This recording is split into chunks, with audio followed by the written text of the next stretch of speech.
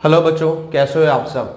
बढ़िया, अच्छे से रहो, बढ़िया से रहो, पढ़ाई करते रहो, और क्या चाहिए। बच्चों, हम लोग सोल्यूशन चैप्टर पढ़ रहे थे। सोल्यूशन में व्हाट इज सोल्यूशन अभी आपको आइडिया आ चुका होगा। जब सोल्यूट ऐड होता है सॉल्वेंट में तो उसको बोलते हैं सोल्यूशन। जनरली हम लोग जो क्लास 12 के हैं वो कौन सा टाइप ऑफ सोल्यूशन है? Binary type of solution. कौन सा टाइप ऑफ सोल्यूशन है? Binary. Binary means only two components will be there, binary solution.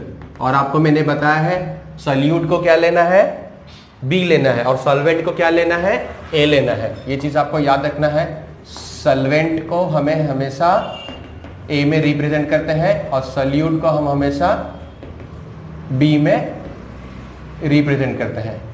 ठीक है, तो जब सॉल्यूट और सॉल्वेंट का मिक्सचर होता है that is called as a solution. And which type of solution? Binary, because binary means two types of components are there. So students, हम लोग का उसका जो सॉल्यूट का कितना amount means quantitative analysis. Quantitative analysis समझ में आता है कितना amount of solute present in a given solvent in order to make a proper solution.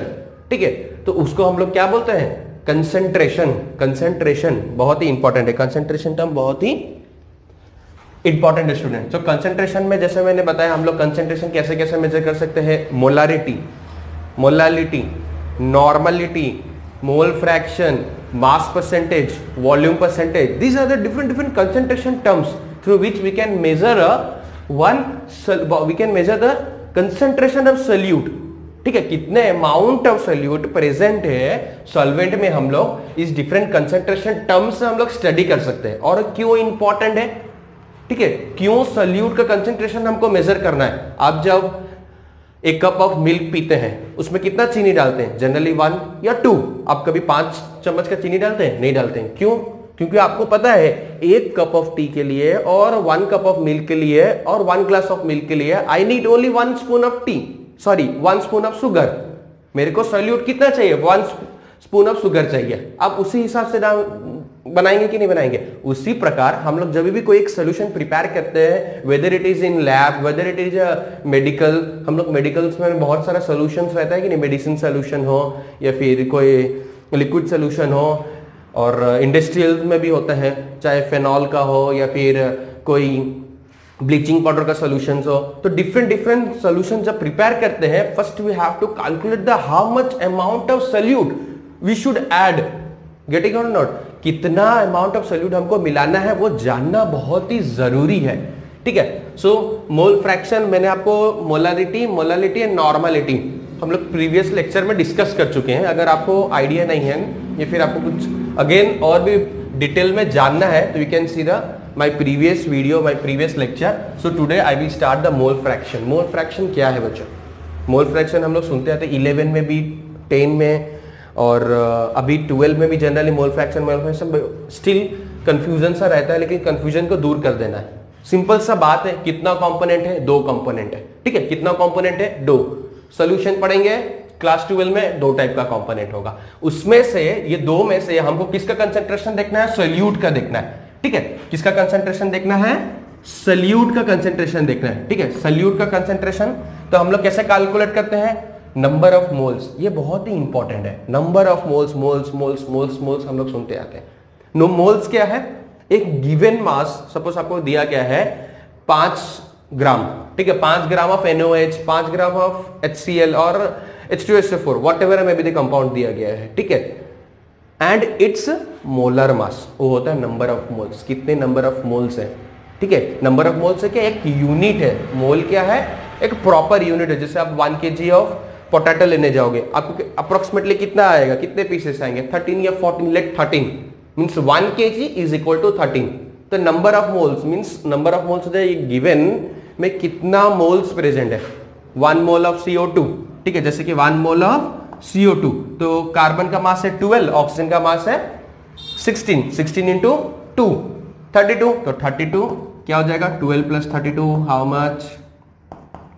444 means 1 mole of carbon dioxide will contain 44 gram of carbon dioxide. ठीक है, आपको समझ में आ रहा? 1 मोल में कितना ग्राम प्रेजेंट होगा? 44 ग्राम होगा of CO2। Likewise H2O, HCl we can calculate. ठीक है, सपोज आपको बोला हो गया होगा 22 ग्राम में कितना प्रेजेंट है, 22 ग्राम में कितना मोल्स प्रेजेंट है। हम लोग क्या करेंगे, गिवन मास कितना गिवन है, एन निकालना है ना, एन निकालना है। एन किसका निकालना है, सल्यूट सपोज जो भी दिया है कंपोनेंट, इस कंपोनेंट का निकालना है। तो given mass by it's molar mass, molar mass को हम लोग कैलकुलेट कर देंगे, फिर मॉलिक्यूलर मास बोल सकते हैं, यू में रिप्रेजेंट करेंगे तो ठीक है, तो निकल जाएगा। अब इसको कर देंगे 22.5, इसको काट देंगे 11/22, दैट इज 11/22 मेरे लिए क्या हो जाएगा 1/2, दैट इज 0.5, means 0.5 moles are there in 22 gram of carbon dioxide. समझ में आया, नंबर ऑफ मोल्स क्या होता है in 22 gram of carbon dioxide, how many moles are there, 0.5 moles. तो नंबर ऑफ मोल्स का सारा जितना भी खेल है नंबर ऑफ मोल्स का खेल है, ठीक है।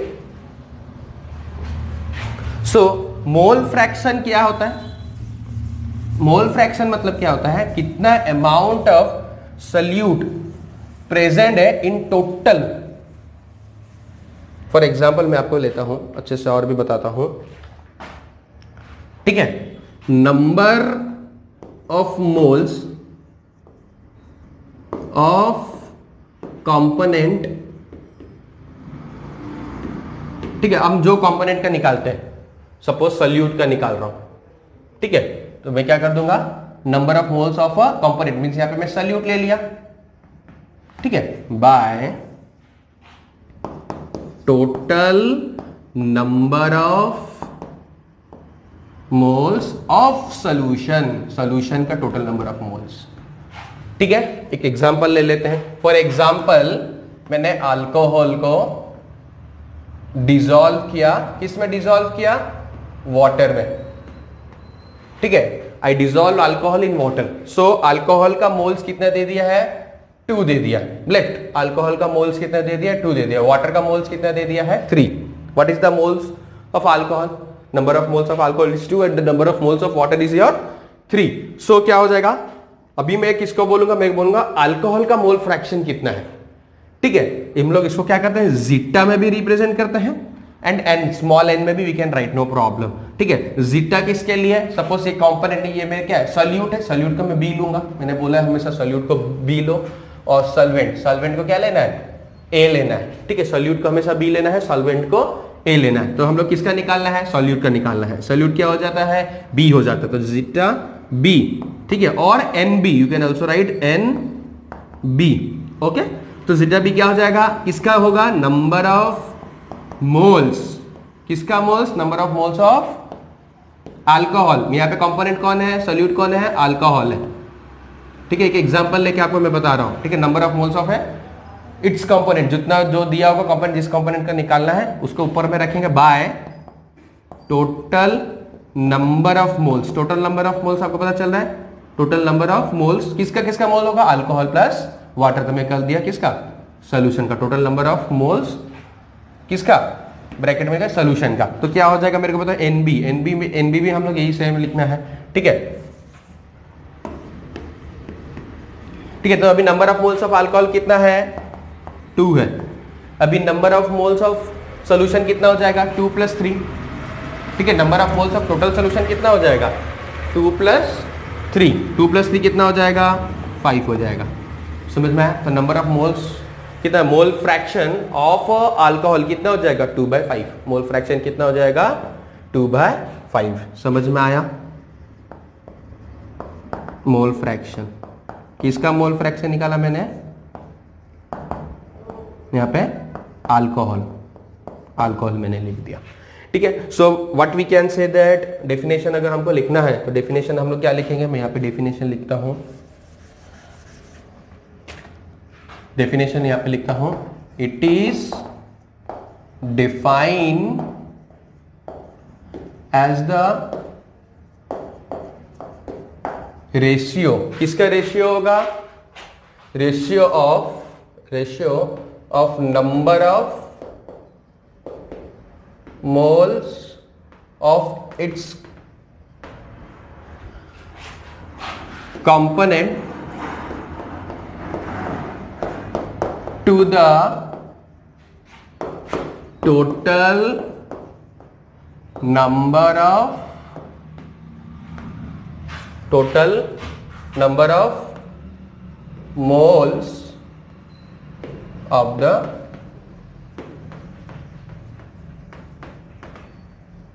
सॉल्यूशन का टोटल नंबर। ठीक है,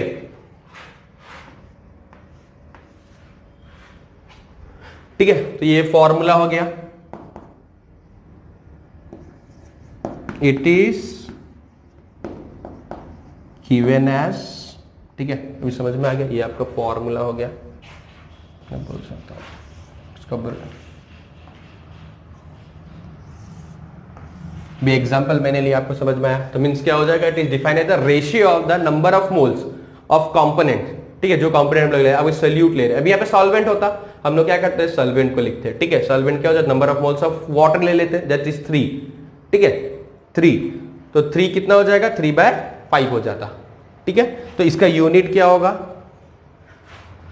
यहाँ पे लिखा है, इट हैज नो यूनिट। इसका कोई भी यूनिट नहीं है, मोल फ्रैक्शन का कोई यूनिट नहीं होता है। ठीक है, और एक चीज इंपॉर्टेंट बात आपको याद रखना है, नेक्स्ट पॉइंट याद क्या रखना है, sum of mole fraction of all the components is equal to 1। यहां पे हम लोग जनरली 2 ले रहे हैं। ठीक है, यहां पे हम लोग जैसे कि क्लास 12 में हम लोग को क्या लेना है, बाइनरी सॉल्यूशन लेना है। लेकिन आपको सपोज 3 होता, 3 कंपोनेंट्स होता, तो 3 को भी प्लस करने से 1 होगा। यहां पे लिखा, नोट डाउन करना है, सम ऑफ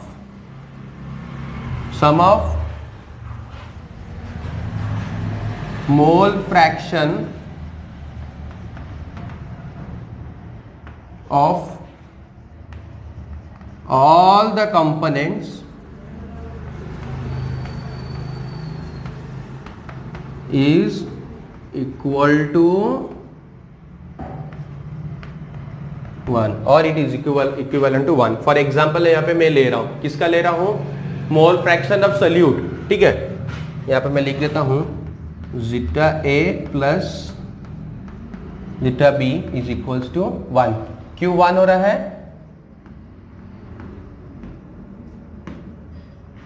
ठीक है, क्यों, क्योंकि आपको पता है number of mole fraction of all the components is equal to 1। देख लो, अभी चेक कर लो, 2/5 निकला। ठीक है, अभी हम लोग वाटर का निकालेंगे तो क्या होगा, 3/5, 2/5 प्लस 3/5 कितना होता है, चेक कर लो, 2/5 प्लस 3/5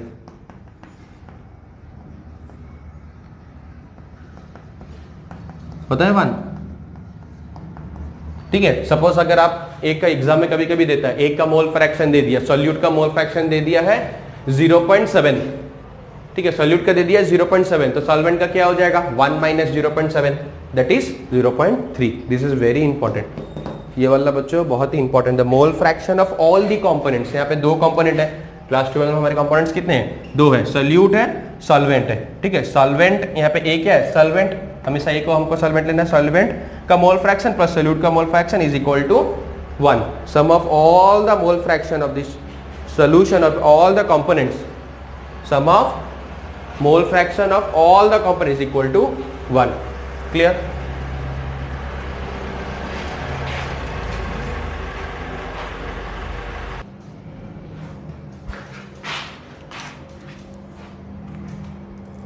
ठीक है, अभी आपको समझ में आ रहा है, ये पार्ट नजर नहीं आ रहा है, sum of mole fraction of all the component is equal to. ठीक है, यहां पे क्या लिखा है, इज इक्वल,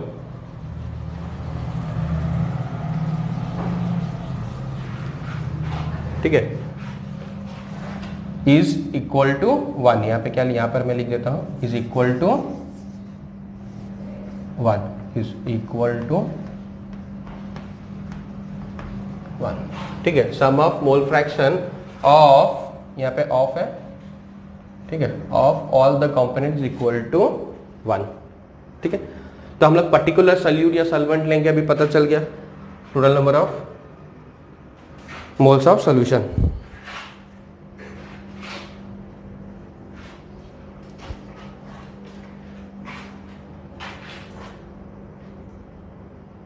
सो स्टूडेंट्स, हम लोग एक बढ़िया सा क्वेश्चन करेंगे रिलेटेड टू मोल फ्रैक्शन। ठीक है, तो मोल फ्रैक्शन क्या दिया है, क्वेश्चन है, solution contain 36 gram of water, okay, and 46 gram of ethyl alcohol. Ethyl alcohol का फॉर्मूला क्या है, C2H5OH।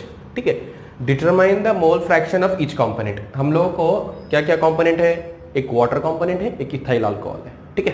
क्या क्या दो कंपोनेंट दे दिया, दो कंपोनेंट का हम लोग क्या क्या दे दिया है, गिवन मास दे दिया है, ठीक है। दोनों का कंपोनेंट का गिवन मास दे दिया। हमको क्या निकालना है, मोल फ्रैक्शन निकालना है ऑफ ईच कंपोनेंट। यहाँ पे ये देखना है ईच कंपोनेंट, यहाँ पे बोला है मतलब किसका किसका निकालना है, water as well ethyl alcohol of in the solution, ठीक है। सो हम लोग फर्स्ट देख लेते हैं मोलर मास कितना होगा। मोलर मास किसका, of water is equals to, water का फॉर्मूला क्या है, H2O, ठीक है। वाटर का फॉर्मूला क्या है, H2O। तो मोलर मास कितना हो जाएगा, 1 × 2 2 + 16, ऑक्सीजन का 16 है, तो 16 + 2 कितना हो गया, 18 ग्राम। मैं यहाँ पे क्या कहता 18 ग्राम पर मोल, एक मोल में 18 ग्राम होने वाला है। जैसे मैंने कार्बन डाइऑक्साइड का बताया, 1 mole of H2O contains 18 gram of water, करेंगे ना, 18 ग्राम हम लोग का वाटर रहेगा। एक मोल में कितना रहेगा, 1 मोल मतलब 18 ग्राम, ठीक है। तो मोलर मास इसका निकालेंगे अभी, molar mass of ethyl alcohol. Ethyl alcohol का फॉर्मूला दे दिया है, क्या दे दिया है, C2H5OH। तो इसका मास कितना निकल जाएगा, कार्बन का 12 × 24 12 × 24 24 + 5 हम लोग कर देंगे 29 29 ये 30 30 + 16 46, ठीक है। तो टोटल कितना निकल गया, 46 ग्राम पर मोल। पर मोल में कितना ग्राम होता है, 46 होता है। दोनों का मोलर मास निकल गया, ठीक है। तो अभी हम लोग का नंबर ऑफ मोल्स निकाला है, मैंने आपको बताया है हम लोग को ईच कंपोनेंट्स का निकालना है। तो नंबर ऑफ मोल्स कितना होता है, given mass by molar mass, तो नंबर ऑफ मोल्स निकल जाएगा। यहाँ पे मैं कैलकुलेट कर देता हूं, number of moles of water, ठीक है। तो यहाँ पे मैं NW लिखा, ठीक है। Number of moles of water कितना हो जाएगा, गिवन मास, गिवन मास कितना है 36, मोलर मास कितना है 18। ये है formula, given mass by molar mass, number of moles निकल जाएगा, ठीक है। तो ये मैंने 36/18 रखा, नहीं काट देते हैं हम लोग, काटेंगे कितना निकल जाएगा, ये 2 आ जाएगा, 2 मोल, ठीक है। नंबर ऑफ मोल्स वाटर के निकल गया। Then number of moles of ethyl alcohol, मैं यहाँ पे फॉर्मूला लिख देता हूँ, C2H5OH कितना निकल जाएगा, गिवन मास कितना दिया है, 46 दिया है, ठीक है।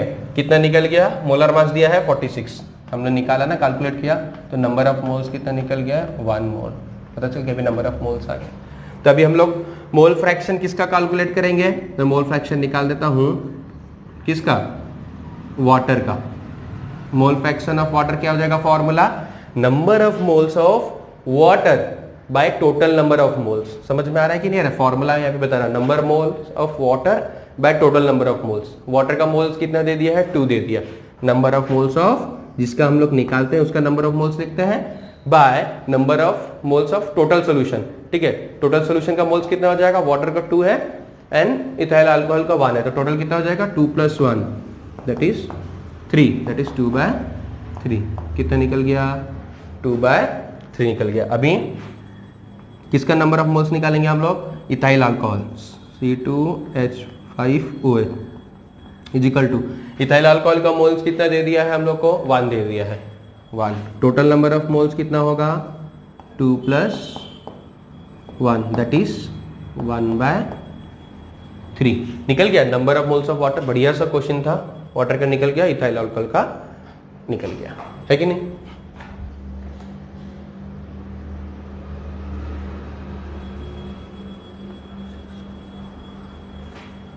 ठीक है, आप इसको डेसिमल में भी रिप्रेजेंट कर सकते हैं। डेसिमल में रिप्रेजेंट करने से कितना हो जाएगा, 0.6 पकड़ लीजिए, चलेगा 0.67, इसको पकड़ लीजिए 0.33 हो जाएगा। टोटल को सम करने से, अभी देखिए टोटल को सम करने से कितना आता है, 1 आता है कि नहीं आता है, ठीक है। तो mole fraction of the all the components is always equal to 1, ठीक है।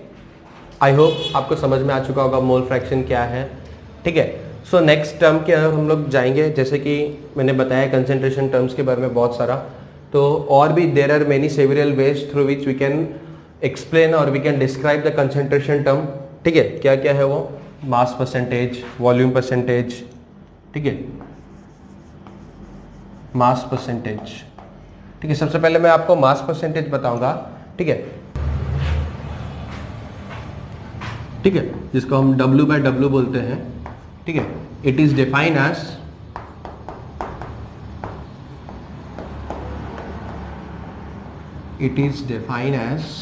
कैसे डिफाइन करेंगे? मास परसेंटेज, ठीक है, पर्टिकुलर वो कंपोनेंट का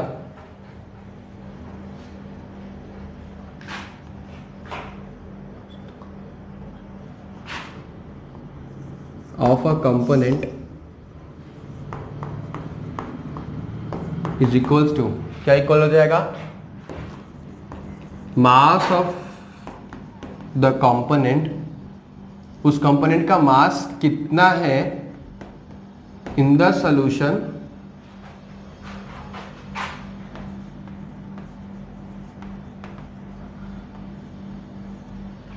ठीक है, by mass of the solution. Mass of the solution, solution का मास कितना है इनटू 100, ये है फॉर्मूला। ठीक है, ये है बहुत इंपॉर्टेंट फॉर्मूला। मास परसेंटेज हम लोग कैसे कैलकुलेट करेंगे? मास ऑफ दैट कंपोनेंट, ठीक है, जिस कंपोनेंट का हम लोग को निकालना है मास परसेंटेज, उसका मास कितना है in the solution by the mass of the solution. Solution का मास कितना है? फॉर एग्जांपल अगर मैं आपको बोलता हूं 10% ऑफ ग्लूकोज, ठीक है, 10% ऑफ ग्लूकोज सॉल्यूशन, इसका मतलब क्या हो जाएगा? 10% means 10 gram of glucose, 10 gram of glucose is dissolve in 90 gram of water to make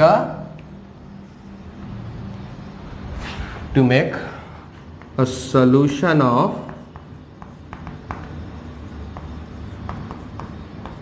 100 ग्राम।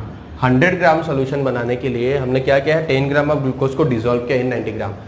ठीक है, जिस तरह से मैंने आपको एक प्रीवियस लेक्चर में सम करवाया था मोलारिटी या फिर मोलारिटी के ऊपर, that is 50% of H2SO4 solution by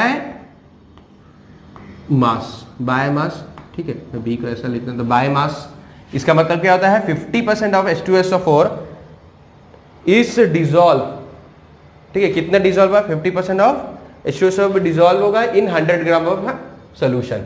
ठीक है, 100 ग्राम ऑफ सोल्यूशन में 50% मतलब 100 ग्राम ऑफ सोल्यूशन में कितना प्रेजेंट है? 50 ग्राम।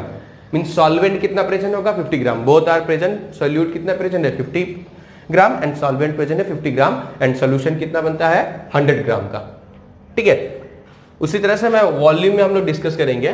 मैं बताऊंगा अगर सपोज बाय वॉल्यूम लिखा होता 50% of H2SO4 solution by volume means 50 ml of H2SO4 is there in 50 ml of solvent. समझ में आ रहा है कि नहीं आ रहा है? जिस तरह से अगर मैं मास का बता रहा हूं, अभी मास का डिस्कस कर रहे हैं। ठीक है, मास परसेंटेज। सो मास परसेंटेज इसका मतलब क्या हो जाता है? कितना mass of that component present है सोल्यूशन में by the mass of the solution into 100। ठीक है, तभी आपको क्लियर हुआ होगा। 10% ऑफ ए ग्लूकोज सोल्यूशन, इसका मतलब क्या हो जाएगा? 10 gram of glucose is dissolve in 90 gram of water. ये आपको नहीं सोचना है in 100 gram of water, means water का कितना क्वांटिटी प्रेजेंट है? 90 ग्राम प्रेजेंट है। ग्लूकोज कितना हुआ? 10 ग्राम। तो टोटल सोल्यूशन कितना बना? 100 ग्राम का सोल्यूशन बना। समझ में आ रहा है? ठीक है, तो ये क्या हो जाएगा? टेम्परेचर इंडिपेंडेंट होगा। जैसे मैंने बताया था इस पे वॉल्यूम नहीं आता है, तो इट इज टेम्परेचर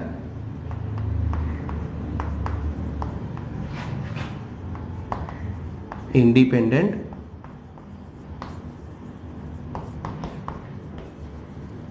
टर्म। ये टेम्परेचर पे डिपेंड नहीं करता, तो टेम्परेचर क्या हो जाए? Temperature independent term. सो इसके एप्लीकेशन क्या है? इट्स एप्लीकेशन इन इंडस्ट्रीज में होता है। कैसे? एक एग्जांपल लेते हैं। मैं बोलता हूं 3.62% ऑफ हाइपोक्लोराइड सॉल्यूशन, ठीक है।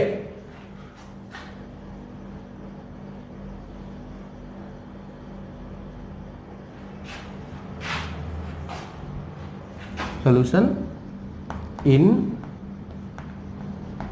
वाटर, ठीक है, वाटर में हो रहा है ये सॉल्यूशन, किसमें, वाटर में बना रहे हैं।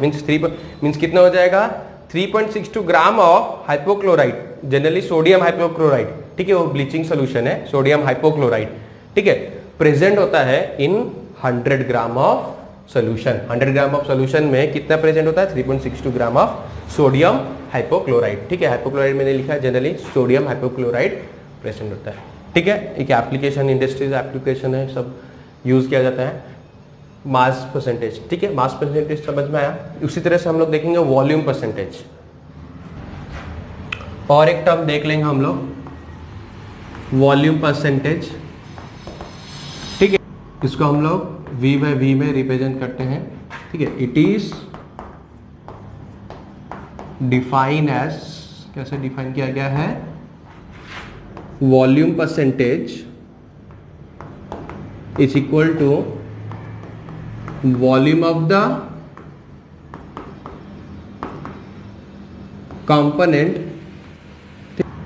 volume of the component by volume of the solution, ठीक है, into 100। ये है फॉर्मूला, ठीक है। उस कंपोनेंट का वॉल्यूम कितना है bye volume of the solution, ठीक है, total volume of the solution. इसको हम लोग बोल सकते हैं, ये वॉल्यूम आ रहा है तो ये टेम्परेचर डिपेंडेंट होगा, ठीक है। Volume of the, volume percentage किसका निकाले, ऑफ द कंपोनेंट, मींस जो कंपोनेंट का हम लोग का वॉल्यूम परसेंटेज निकालना है, ठीक है, उसको हम लोग लिखेंगे कौन सा कंपोनेंट का निकालना है, volume of the component into volume of the solution by total, sorry, volume of the component by volume of the solution into 100। It is temperature dependent, volume आ रहा है means it varies with the temperature. अगर हम लोग temperature को increase decrease करेंगे तो volume percentage also change. It is temperature dependent, ठीक है। एक एग्जांपल हम लोग लेंगे, जनरली कहाँ यूज होता है, लिक्विड सोल्यूशन में। इट्स एप्लीकेशन कहाँ पे हो जाएगा, इट्स एप्लीकेशन कहाँ हो जाएगा, लिक्विड सोल्यूशन। जो हम लोग लिक्विड सोल्यूशन प्रिपेयर करते हैं ना, किसमें हो जाएगा, इज इन लिक्विड सोल्यूशन। एक बढ़िया सा एग्जांपल देखेंगे, अगर मैं बोलूंगा, ठीक है, एक एग्जांपल लूंगा, 10% ऑफ इथेनॉल सोल्यूशन, ठीक है, 10% ऑफ इथेनॉल सोल्यूशन। इसका मतलब क्या हो जाएगा, ठीक है, ये बाय वॉल्यूम ले रहा हूं, यहाँ पे हम लोग, इसमें मैंने मेंशन नहीं किया लेकिन वो मेंशन होता है बाय वॉल्यूम बाय मास, ठीक है। यहाँ पे बाय वॉल्यूम ले रहा हूं तो बाय वॉल्यूम कितना हो जाएगा, it means 10 ml of ethanol, sorry, ethanol is dissolve किसमें किया गया है, 10 ml of ethanol dissolve in a solution of 100 millilitre, ठीक है। किसमें डिजॉल्व किया गया, 10 ml of ethanol is present है in a solution of 100 millilitre, means solvent का कितना हो जाएगा, 90 मिलीलीटर हो जाएगा, ठीक है। इथेनॉल कितना प्रेजेंट हो जाएगा, इथेनॉल हो जाएगा 10 ml, और वो जो सॉल्वेंट का वॉल्यूम कितना हो जाएगा 90, ठीक है। टोटल मिला के सोल्यूशन कितना बनता है, 100 ml का सोल्यूशन बनेगा। समझ में आ रहा है, 10% अगर इथेनॉल सोल्यूशन दिया है वॉल्यूम, इसका मतलब क्या होता है, 10 ml of ethanol is dissolve हुआ है इन अ सोल्यूशन ऑफ 100 मिलीलीटर, ठीक है। इसका मतलब क्या हो जाएगा, इथेनॉल कितना होगा, 10 होगा, और जो सॉल्वेंट होगा, जनरली वाटर मैंने लिया है, सॉल्वेंट हम लोग को क्या लेते हैं, यहाँ पे नोट कर सकते हैं आप, वाटर, ठीक है। बुक में एक बढ़िया सा एग्जांपल दिया है, 35% V/V ऑफ इथिलीन ग्लाइकोल, ठीक है, use as a anti freezing agent. समझ में आया आपको? अभी और एक टर्म हम डिस्कस करेंगे, और दो सिंपल सा टर्म्स हम लोग देखेंगे, जैसे कि मास बाय वॉल्यूम परसेंटेज। ठीक है, मास बाय वॉल्यूम परसेंटेज, ये दोनों सिंपल से टर्म है। मास बाय वॉल्यूम परसेंटेज, इसमें क्या आ जाएगा, how much amount of means what is the mass of amount of solute present in 100 millilitre of a solution. ठीक है, it is defined as the mass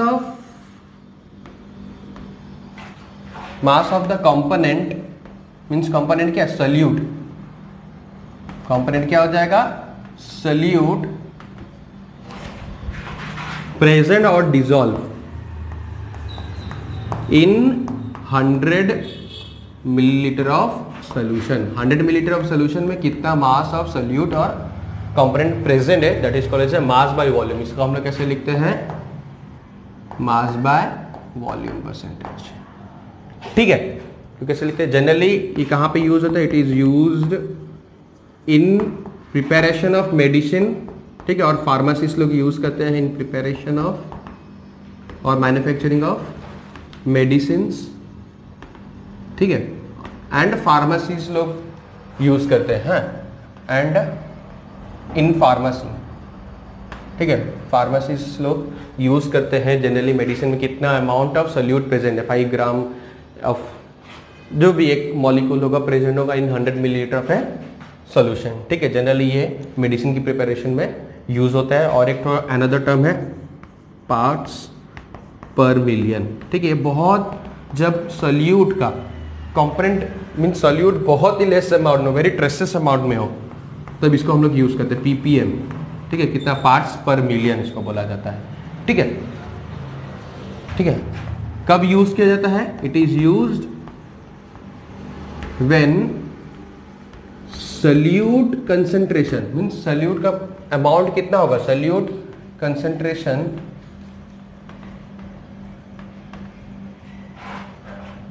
is very less, और हम लोग बोलते हैं ट्रेस अमाउंट में प्रेजेंट है, traces amount में प्रेजेंट है, मीन्स वेरी लेस अमाउंट में प्रेजेंट। तो कैसा होता है, इसका फॉर्मूला क्या है, पीपीएम मीन। ठीक है, पार्ट्स पर मिलियन क्या हो जाएगा, number of parts of the component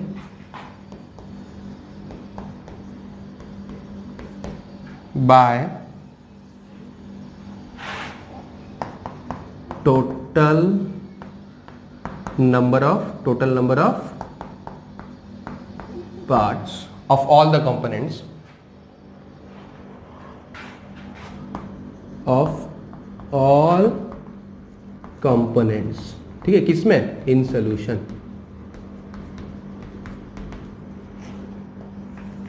into 10 to the power 6। ये है फॉर्मूला। ठीक है, number of parts of A components, कितना पार्ट प्रेजेंट है वो कंपोनेंट का, bye total number of parts of all the components into 10 to the power 6। तो it will give you parts पर मिलियन, पर मिलियन में। ठीक है, पर अमाउंट पर मिलियन में कितना पार्ट प्रेजेंट होता है, that is called as a PPM. ये बहुत ही स्मॉल यूनिट है, जब कंसेंट्रेशन बहुत ट्रेसेस अमाउंट में प्रेजेंट हो, वेरी लेस अमाउंट में प्रेजेंट हो, तो हम लोग पीपीएम यूज करते हैं। बहुत ये दो ठो बहुत ही लेस कंपोनेंट्स मीन दो ठो बहुत ही लेस कंसेंट्रेशन टर्म है, ये दो ठो बहुत ही सिंपल से कंपोनेंट टर्म्स है जो इतना इंपॉर्टेंट नहीं है, बस आपको याद रखने का है मास बाय वॉल्यूम क्या होता है एंड पार्ट्स पर मिलियन क्या होता है। ठीक, एक सी ले लेते हैं, हाँ, एक समुंदर में हम लोगों का ऑक्सीजन कितना प्रेजेंट होगा, सपोज 1000 ग्राम और 1200 gram of oxygen is present in एक वास्ट, एक बहुत ही बड़ा सी में, तब हम लोग क्या होगा, उस केस में हम लोग पार्ट्स पर मिलियन यूज करते हैं। सो स्टूडेंट्स, ये तो रहा all the concentration terms, lecture 2, 3, 4 I think so, जो भी है आप एक बार देख लेंगे, जो जो लेक्चर में मैंने डिस्क्राइब किया है कंसेंट्रेशन टर्म के बारे में, तो this is all about the concentration term. Next हम लोग कुछ लॉज के बारे में बोलेंगे। तो कुछ लॉ स्टार्ट करने से पहले आपको ये चीज़ देखना है कि जो सोल्यूट ले रहे हैं, ठीक है, वो डिसॉल्व होता है सॉलिड में।